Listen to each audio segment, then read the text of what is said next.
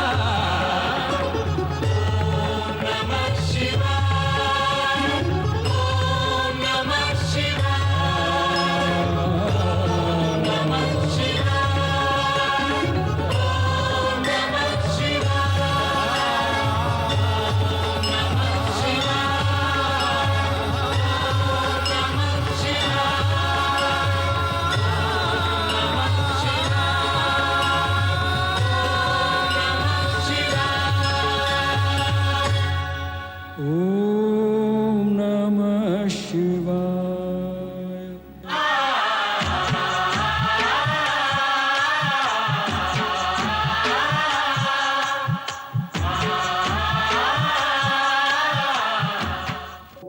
मैं ओंकार हूं। स्वार्थ, भोग विलास और पर पीड़ा में लिप्त प्राणियों के लिए मैं संहार हूं। मैं ओंकार हूं। तारकासुर के तीनों पुत्र ब्रह्मदेव से वरदान पाने के लिए तपस्यारत हैं, किंतु चिंतित देवराज देवगण के साथ ब्रह्मा जी के पास आते हैं। इतने पर भी ब्रह्मा जी तप के फलस्वरूप तीनों को वरदान देते हैं। तारकासुर के तीनों पुत्रों को महाशिल्पी मायासुर उनके नवनिर्मित भवन स्वर्णपुर, रजतपुर और लोहपुर का अवलोकन कराता है। अपनी श्रीमन नारायण नारायण नारायण। देवराज, ये क्या? आप सभी देवगण के मुख श्रीहीन और विषादपूर्ण क्यों हैं? सब कुशल मंगल तो है ना? देवर्षि, कुशल मंगल हो तो चेहरे श्रीपूर्ण और हर्षयुक्त लगते हैं। किंतु हमारी समस्या और निराशा का तो कोई अंत ही दिखाई नहीं देता। और ब्रह्मदेव कहते हैं कि हम शक्ति के भंडार हैं। भंडार तो ब्रह्मदेव हैं वरदानों के। असुरगण तो वरदानों के एकमात्र अधिकारी हैं। इन वरदानों से उत्पन्न शक्ति का सारा भंडार तो असुरों के पास है। अब हमारी शक्ति कहां तक वार करेगी? नारायण नारायण, इसमें कोई संदेह ही नहीं कि परमपिता ब्रह्मा जी असुरों को वरदान देने में तनिक भी संकोच नहीं करते। परंतु विचारणीय बात यह है कि ऐसी स्थिति में बार बार आप अपने स्वाभिमान का विचार न करते हुए परमपिता ब्रह्मा जी की शरण में क्यों पहुंच जाते हैं? तो फिर कहां जाएं? बार बार ब्रह्मदेव की शरण में जाकर सुरक्षा की याचना करने में हमें भी भला नहीं लगता। फिर भी आना पड़ता है। यदि ब्रह्मदेव असुरों को वरदान देना बंद कर दें तो हम केवल उनके दर्शनों के लिए ही आया करें। किंतु इस बार बार वरदान देने के क्रम ने हमारी ये बार बार की यात्रा बना रखी है देवर्षि। मैं आपकी पीड़ा समझ रहा हूं देवराज। मैं परमपिता ब्रह्मा जी का मानस पुत्र हूं, इसलिए उनका पक्ष लेकर आपके पक्ष को मैं दुर्बल नहीं करूंगा। इतने पर भी मुझे ये कहने में संकोच नहीं है कि मुझे आपकी बुद्धि पर दया आ रही है। आपका अभिप्राय है कि हमारी बुद्धि भ्रष्ट हो चुकी है? भ्रष्ट नहीं देवराज, नष्ट हो चुकी है। इतने समय से आप केवल उसी वरदान की चर्चा कर रहे हैं जो परमपिता ब्रह्मा जी ने असुरों को दिया था, और इस समय भी आप परमपिता ब्रह्मा जी से उसी विषय पर चर्चा करके लौट रहे हैं, है ना? संपूर्ण कष्टों का मूल तो ये वरदान ही है देवर्षि। केवल आपके लिए, उन असुरों के लिए नहीं। बुद्धि को आने जाने के लिए मार्ग दें देवराज, मार्ग दें। आप केवल लकीर पीट रहे हैं। सर्प के चले जाने के पश्चात देवराज वरदान दिया जा चुका है। अब उस पर तर्क वितर्क करके, समय नष्ट करके कोई लाभ नहीं होने वाला। नारायण नारायण। तो आप वो मार्ग बताएं देव ऋषि जिससे लाभ हो। स्पष्ट है देवराज, अत्यंत स्पष्ट है। वरदान में यह भी तो कहा गया है कि तारक पुत्रों का वध भगवान भोलेनाथ के हाथों होगा। कहा गया है ना? हाँ, ये तो स्वयं हम सभी ने सुना है। सुना है ना? सुना है ना आपने देवराज?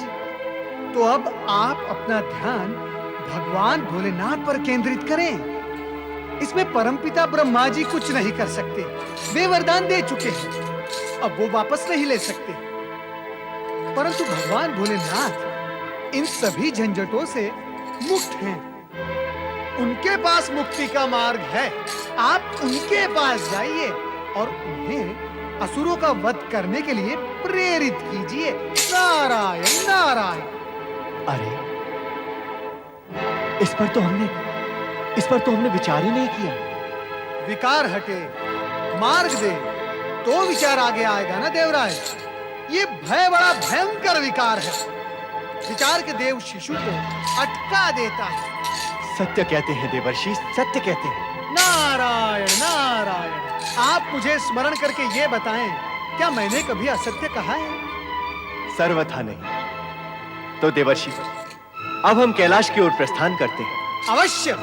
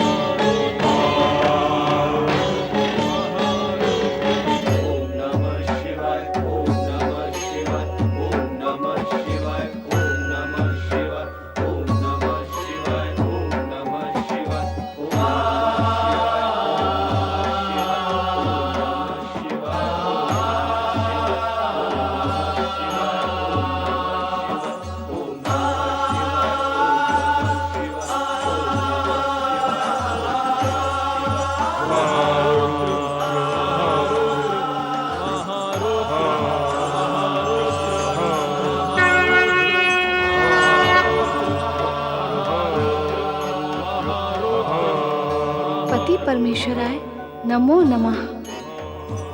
आपके नाम स्तवन की यह ध्वनि कहाँ से आ रही है देवेश्वर? ये हमारे असुर भक्त हैं जो आराधना में रत हैं। आराधना के स्वर तीनों लोकों में गूंज रहे हैं। इन स्वरों में मानव और देवताओं के स्वरों से अधिक शक्ति और भक्ति ध्वनित हो रही है। महारुद्र महारुद्र महारुद्र महारुद्र महारुद्र। असुराज, ये मदिरा ले। चल। महारुद्र महारुद्र महारुद्र महारुद्र।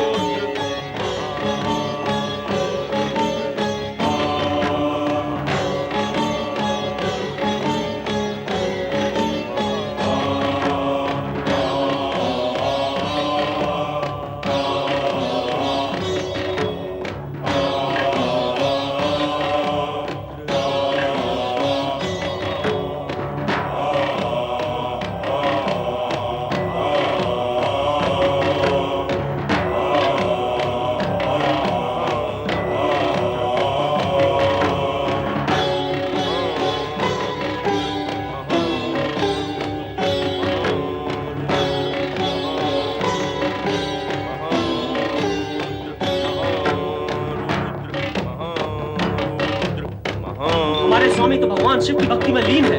अब हम क्या करें? हमें भी कुछ न कुछ करना चाहिए। चलो। महारुद्र महारुद्र महारुद्र महारुद्र महारुद्र महारुद्र महारुद्र। असुर राज,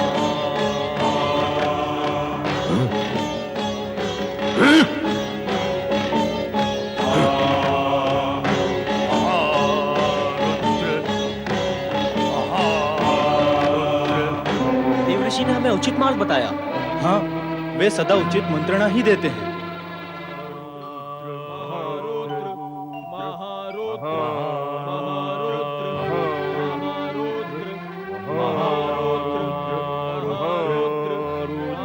ये शिव नाम मंत्र की गूंज सुन रहे हैं देवराज?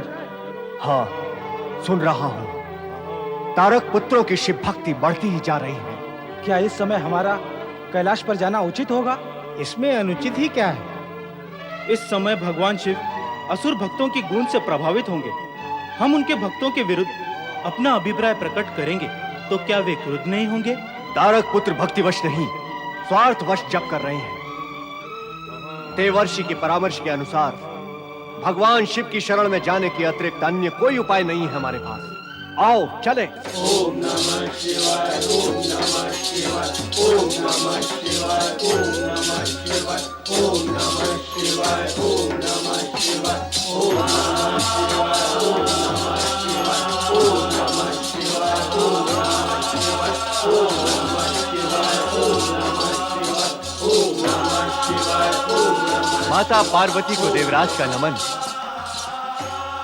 जय शिव शंकर, जय शिव शंकर। हर हर महादेव, हर हर महादेव, हर हर महादेव, हर हर महादेव, हर हर महादेव। हर हर महादेव। कहो देवराज, कैसे आना हुआ?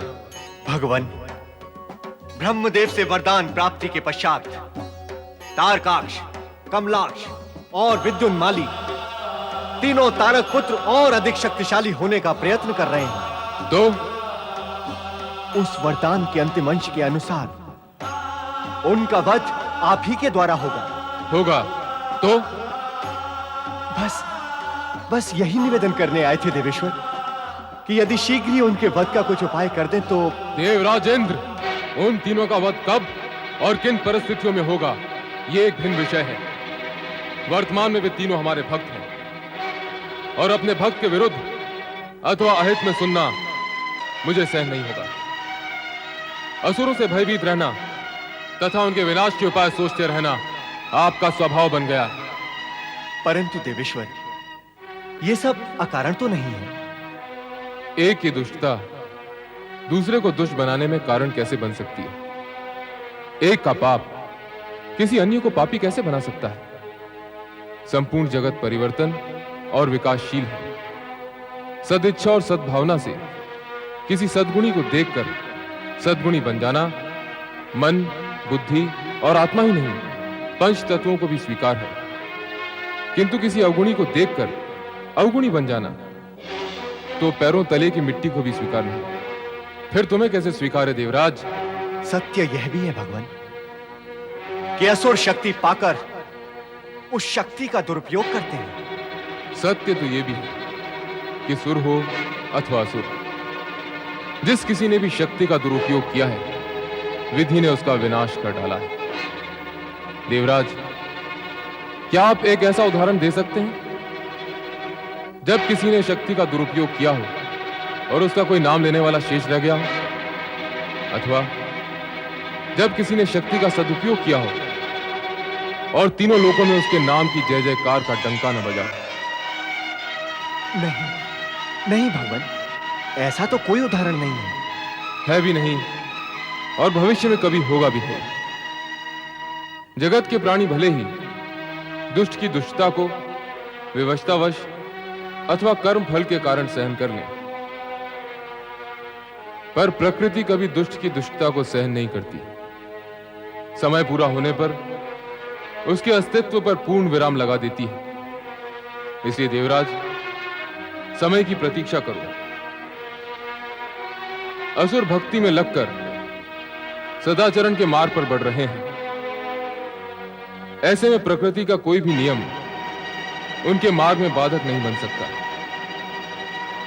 और भविष्य में ऐसी नीति विरुद्ध याचना लेकर कैलाश पर न आए। देवराज अभी तक नहीं लौटे? वे ब्रह्मलोक गए हैं। आप चिंता न करें देवी, देवराज देवगण के साथ अभी आते ही होंगे।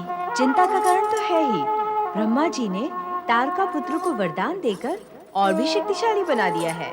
और उन्होंने तो शिव के हाथों मरने का भी वरदान दिया था। इससे पूर्व ब्रह्मा जी ने उनके पिता तारकासुर को शिव पुत्र के हाथों मरने का वरदान दिया था और फिर उसने स्वर्ग लोक पर अधिकार कर लिया था। संभवतः इसी चिंता के निवारण के लिए देवराज प्रयत्नशील हैं। परंतु देवी, कहीं ऐसा ना हो कि देवराज आ गए हैं।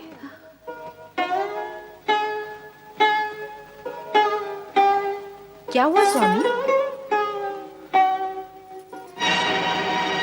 कुछ नहीं हुआ है देवी, और ना ही कुछ होगा।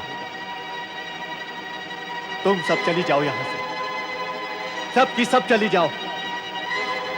अब इस स्वर्ग लोक में नृत्य और संगीत के स्वर नहीं गूंजेंगे, नहीं गूंजेंगे, नहीं गूंजेंगे। जाओ। क्यों देवी? मैं तो योग निद्रा में चला जाता हूँ, पर तुम कहाँ चली जाती हो? न जाने कहाँ कहाँ भ्रमण करती रहती हो। ना जाऊं तो क्या करूं? क्या यहाँ अकेली बैठी रहूं? अपनी सखियों से भी मिलने ना जाऊं? अवश्य जाओ देवी, हमने क्या कभी तुम्हें रोका है? चाहो तो अब भी जा सकती हो। क्यों? मुझे अपने से दूर करना चाहते हैं? मुझसे बात करने की इच्छा नहीं है आपकी, अथवा समय नहीं है? समय भी है और इच्छा भी। कहो, क्या बात करना चाहती हो? नारायण नारायण। श्री हरि विष्णु और माता लक्ष्मी नारद का प्रणाम स्वीकार करें। आओ नारद। मैं अनुचित समय पर तो नहीं आया? मैं ये आप दोनों से इसलिए पूछ रहा हूं, आप दोनों मुझे वाद विवाद में व्यस्त दिखाई दे रहे हैं। वो कैसे जाना तुमने? माता लक्ष्मी के मुखमंडल के भाव देखकर जाना मैंने। तो यह भी जान लो कि पति पत्नी के मुखमंडल के भाव स्वयं पति पत्नी को ही जानने चाहिए, अन्य किसी को नहीं। मैं अन्य नहीं, आपका भक्त हूं प्रभु। पति पत्नी की इकाई के सामने अन्य हूं? अब कहो, क्या समाचार लाए हो? माता, समाचार शुभ नहीं है। अशुभ क्या है? वही सुनाओ।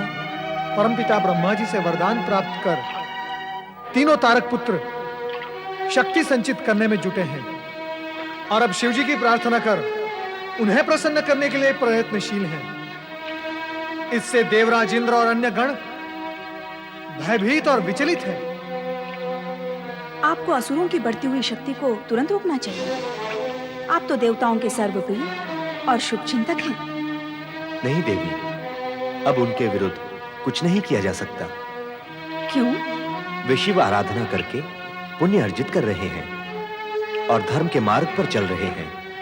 पुण्यात्मा और धर्मात्मा के विरुद्ध चेष्टा करने का विचार तो स्वयं त्रिदेव भी नहीं कर सकते। नारायण नारायण। ओम नमः शिवाय।